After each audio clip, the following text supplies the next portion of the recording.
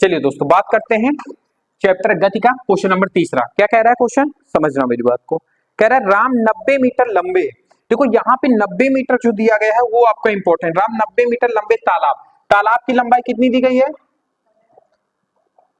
तालाब की लंबाई कितनी है, 90 मीटर की है। ठीक है, यहां तक समझना। 90 मीटर तैरता है, वह एक सिरे से दूसरे सिरे तक सीधे पथ में 180 मीटर तक 1 मिनट में तैरता है।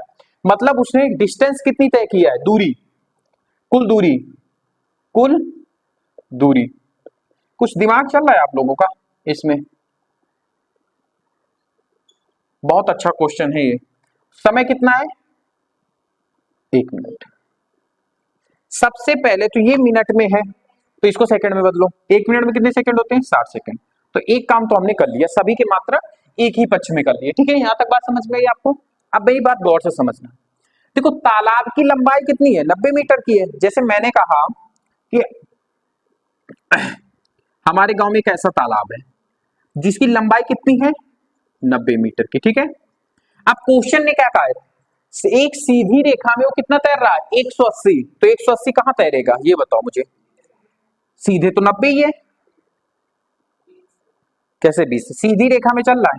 देखो जब ओवरऑल कुल लंबाई ही इसकी कितनी है, 90 है, तो 180 मीटर कैसे तैर सकता है वो बंदा, आएगा जाएगा, बस यही आपको पकड़ना है। 90 मीटर आया, ये 90 आया और फिर उधर गया, 90 आपका गया। ठीक है, यहां तक ये देने का मतलब और ये देने का मतलब समझ में आया कि नहीं आया, आप समझना। यहां पर अगर मैं कुल दूरी की बात करूं तो कितनी दी गई है हमें, 180 मीटर, वो तो दे दिया है। लेकिन आपसे पूछा क्या है, औसत चाल और औसत वेग दोनों पूछा है ना। औसत चाल और औसत वेग, ये दोनों पूछा है। तो औसत चाल आपको निकालनी है तो हमें कुल दूरी की आवश्यकता है, औसत वेग निकालना है तो कुल विस्थापन की आवश्यकता है। तो एक बात बताओ मुझे, कुल विस्थापन कितना हुआ, विस्थापन कितना हुआ, वही चीज। विस्थापन एक सदिश राशि है, डायरेक्शन पे डिपेंड करेगी कि नहीं। 90 गया, जाने को पॉजिटिव मान लो, तो विपरीत साइड आया तो ऊपर आने को निगेटिव मान लो। तो कितना हो जाएगा, 90 पॉजिटिव 90 निगेटिव, मतलब विस्थापन कुल कितना हुआ, 0। जहां से चला था वहीं पहुंच गया, तो विस्थापन कितना हो गया आपका, 0 मीटर। यहां तक बात समझ में आई।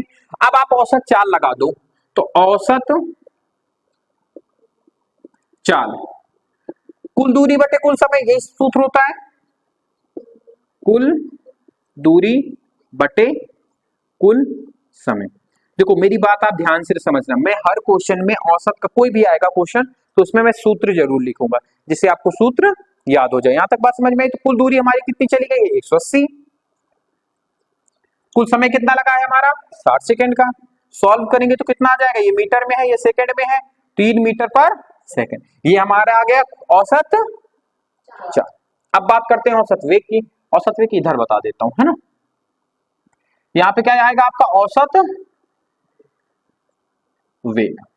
औसत वेग क्या होता है, कुल विस्थापन बटे कुल समय, कुल विस्थापन।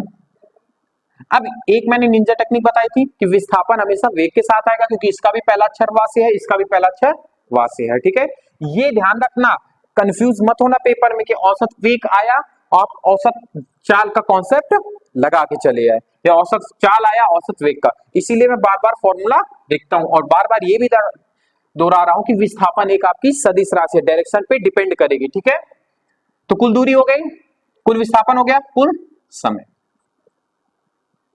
इसका तो आंसर आपने दिमाग में लगा ही लिया होगा। कुल विस्थापन कितना है यहाँ पे, 0। कुल समय 60 सेकंड मीटर, तो ओवरऑल कितना आ जाएगा, 0 मीटर पर सेकंड। मतलब उसके औसत चाल कुछ है ही नहीं, औसत चाल कुछ है ही नहीं। तो समझ में आया ना क्वेश्चन नंबर तीसरा। नोट कर लो, फिर आगे क्वेश्चन बताते हैं, क्वेश्चन चौथा।